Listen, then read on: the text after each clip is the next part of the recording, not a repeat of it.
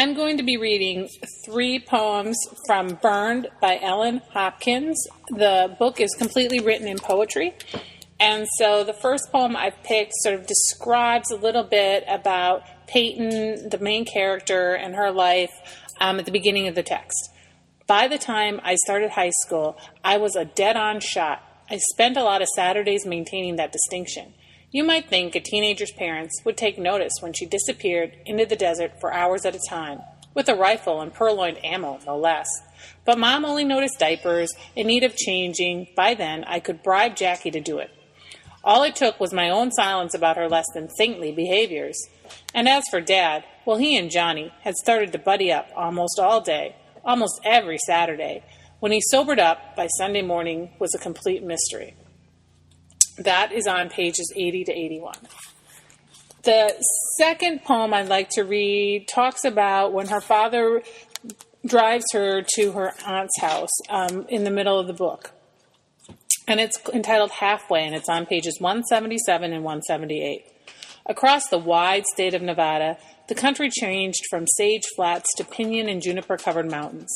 Some 200 north-south ranges dissect this arid land, making Nevada the most mountainous state in the Union. One after one, they rose and fell, and I watched the horizon seem to breathe. It was eerie and beautiful, a perfect backdrop for silence. We stopped for lunch in Ely. Ely, not Eli. Better pronounce things right in eastern Nevada. Ely isn't a whole lot different than the cowboy days, except for fast food, faster cars, and espresso bars. Dad had grown up on a ranch, some 15 miles south of town. You ever miss it? I asked.